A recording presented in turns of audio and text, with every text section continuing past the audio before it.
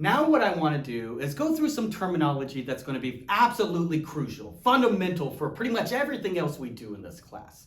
So if you're struggling with some of these terms, then you'll want to kind of refer back to this video later on, or you can email me. We can talk about it in more detail. You can also look at the text, either the Vaughan text or the Simmons text. Both of them kind of get into that. I'll also give a thesaurus and sort of the general definitions. Put that on Canvas for you as well.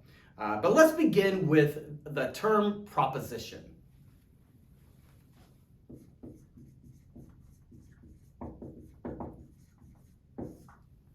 A proposition is going to be some sort of a statement or claim that's being asserted, right?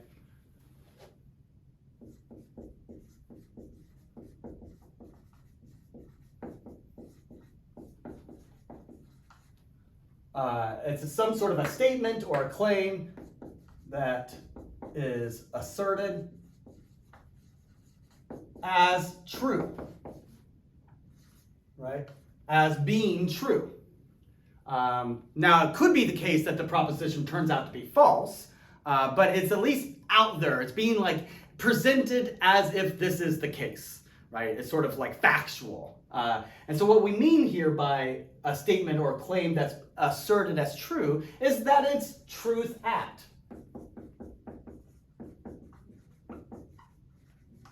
Right? To say that a proposition or statement or claim is truth apt is to say that it is something that can be either true or false. That's going to be really important, this idea that it can be either true or false. We'll see why here in a second. But notice that I've also used some terms that might need a little bit of explaining again. All right, so a proposition is a statement or claim. Well, what's a statement, right? What's a claim?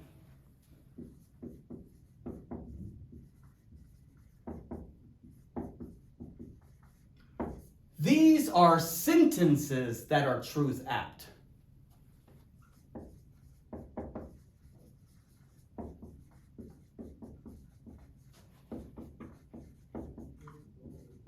Right? Sentences that can be either true or false.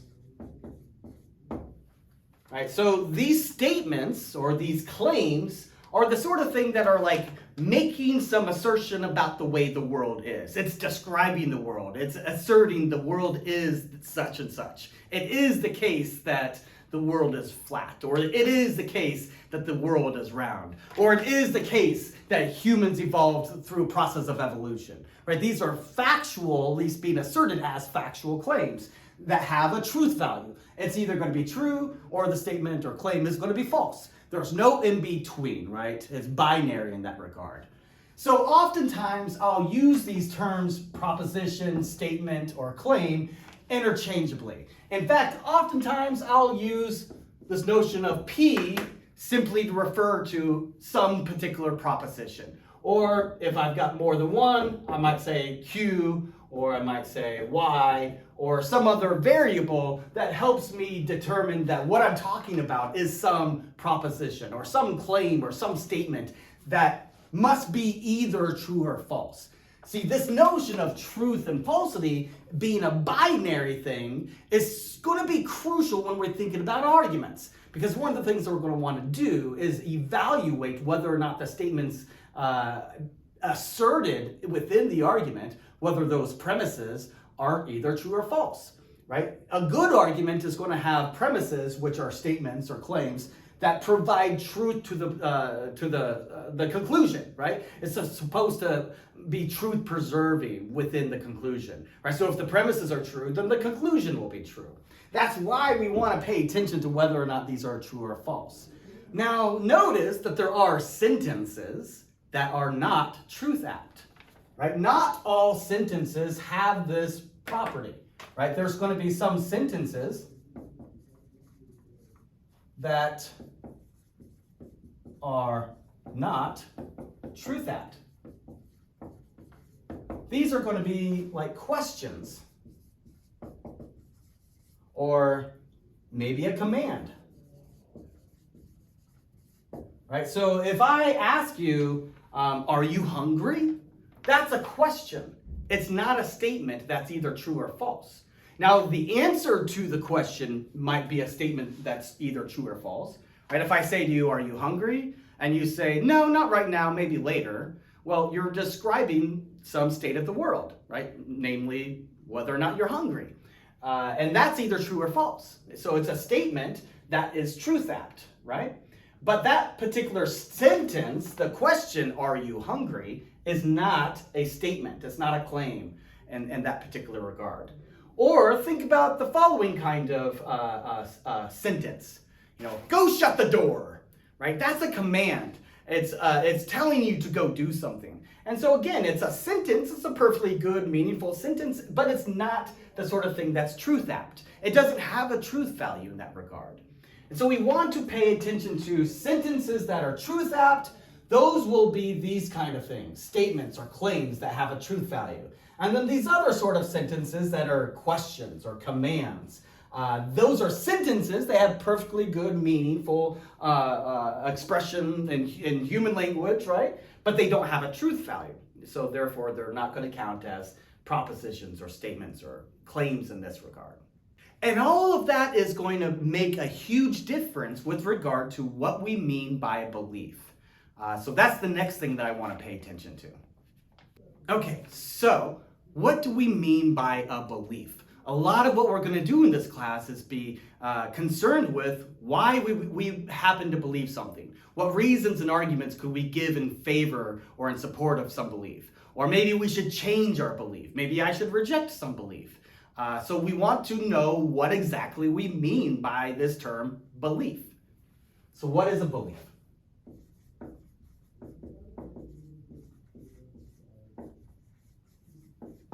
So first of all, I want to kind of make sure that we're distinguishing this notion of belief from a very, very common way of using this term, which means something like trust, right? So if I say I believe in you, I might be saying something along the lines of like, I trust that you'll do the right thing, or I trust that you'll do well on the exam. But that's not what we mean by belief here. Rather, we're interested in a propositional analysis.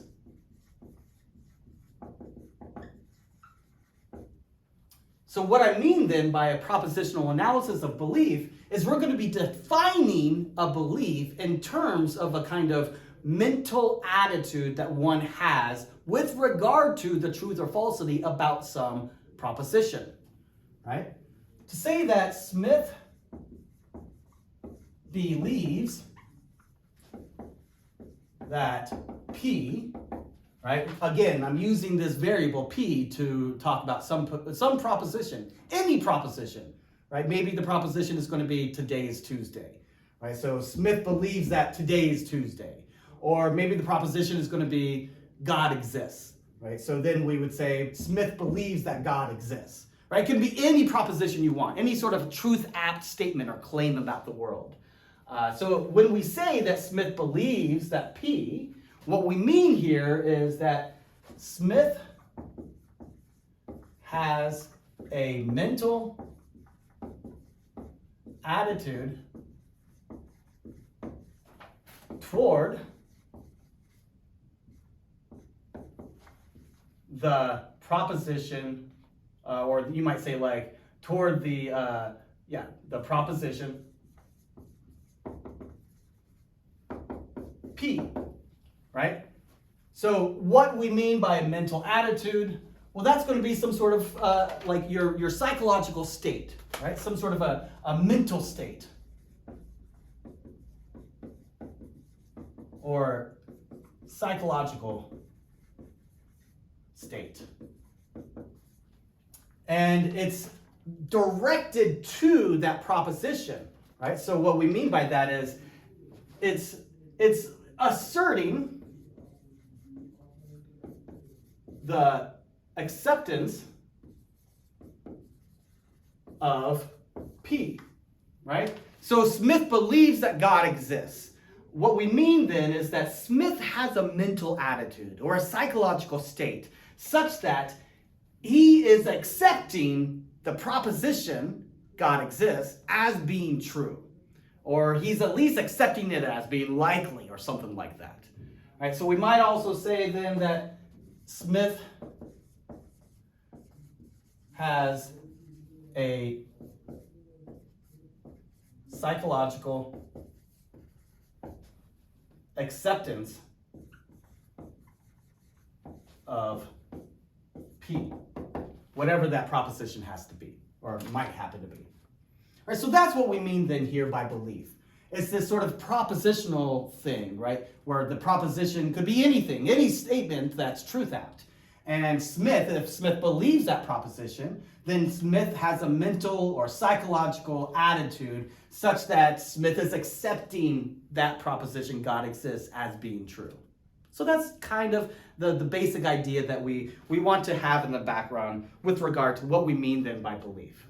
Now, the next thing I want to do is talk about how belief is related to this notion of knowledge. So sometimes you'll see me or you'll hear me talk about this term, epistemology.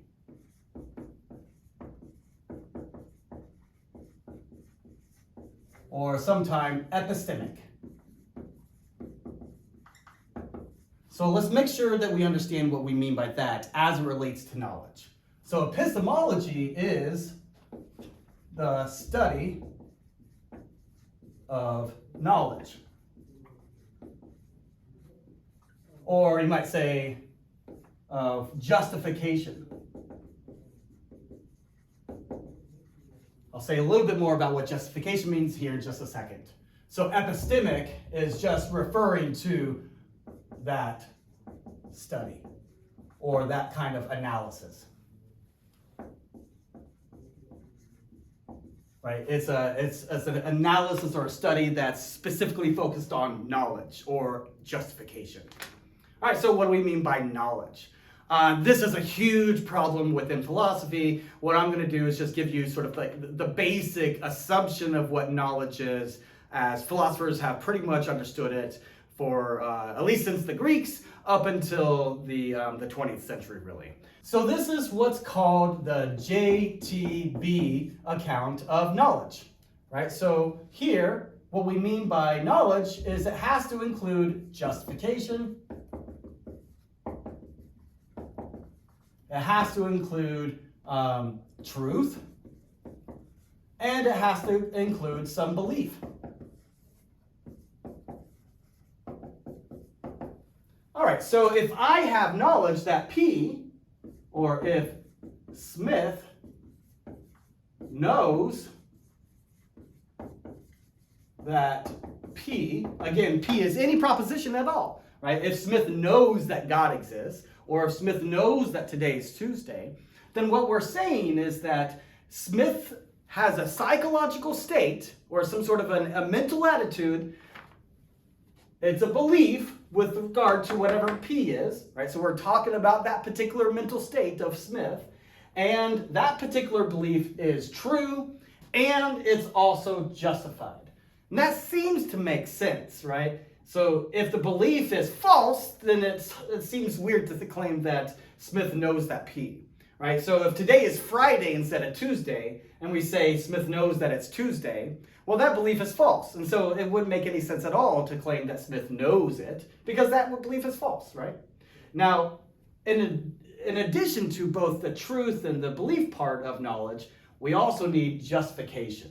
Right? It needs to be well-founded or grounded in some sort of evidence, or there needs to be some sort of reason that's offered in support of it. It can't be merely coincidence or happenstance. So if Smith knows that God exists, all right, so if it's true that God exists and Smith has this belief that God exists, but Smith is just taking a guess, right? He has no reason or evidence for this, then it's not really justified. So it's not really true to claim that Smith knows this, even though it might be true and it might be a belief that he has. All right, so that's kind of what we mean here by knowledge. All right, so this is the JTB account of knowledge. Now, the reason why I introduced this notion of epistemology or epistemic analysis with regard to knowledge is because many people think that this account of knowledge is inadequate, right? We need to add extra things into this analysis. Maybe we need something else like some sort of reasonable testimony, or maybe we need some sort of expert that we can rely on, or maybe we need some sort of a cognitive mechanism that's properly working, or maybe we need to have some sort of analysis. Lots of different things to say in that regard. But the basic idea is this is at least where most philosophers begin with regard to epistemology, which is the study of whether or not this account of knowledge is going to be a good account. For the purpose of this class, though, I really want you to pay attention to why belief matters, right? And belief matters because it plays this crucial role in our understanding of what knowledge is. And so because we're thinking about different ways of evaluating propositions and claims to see whether they're true, whether they're justified, that involves the skill of critical thinking. Without that skill, then we really can't say whether or not this belief is true or whether or not it's justified, which means that we really kind of lose this notion of knowledge in the first place. So without the skill of critical thinking, you may think you know something, but you probably don't.